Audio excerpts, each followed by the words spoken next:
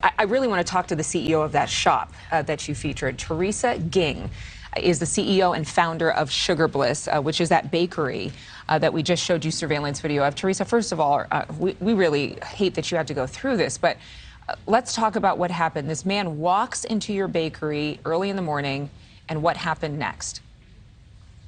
Yeah, I mean, it was at 10:20 in the morning at my store.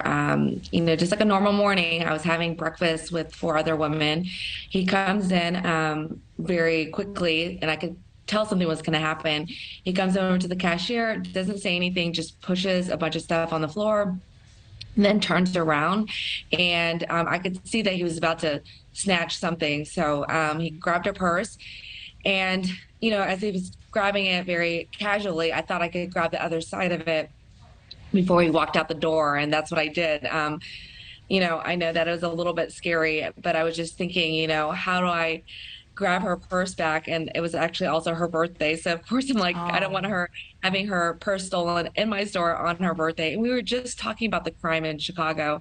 And, of course, this happened. So, it's unfortunate, and it's happening, I would say weekly now. So it's not even monthly. Yeah. Yeah. How quickly did police respond? What did they tell you when they arrived?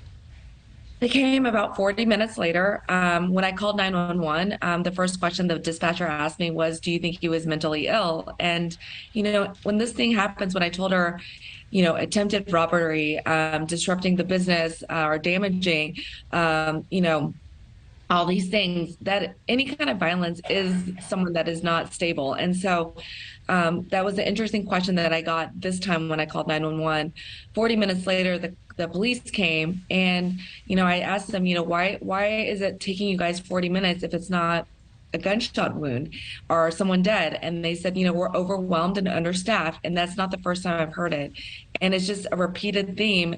And I've been in business in the downtown loop for 15 years. We were one of the first bakeries, and it's really making me think, where should I go next? Because if it's not safe for me and my business and my customers, my employees, like, this is not a great place for us anymore, even though Chicago is a growing city.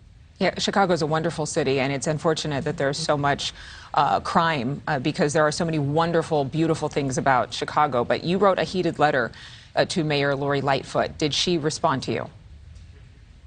No, she has not responded. I actually have sent her other follow-up emails. The alderman did respond, but it was a cut and paste email about license plate readers and stuff. But these people are on foot. They're not in cars. And we need more security patrolling the loop. Again, as you said, it's not just in pocket neighborhoods. It is in neighborhoods that are businesses, thriving neighborhoods that are trying to grow, and it's not helping the city at all. And you might consider moving to the suburbs.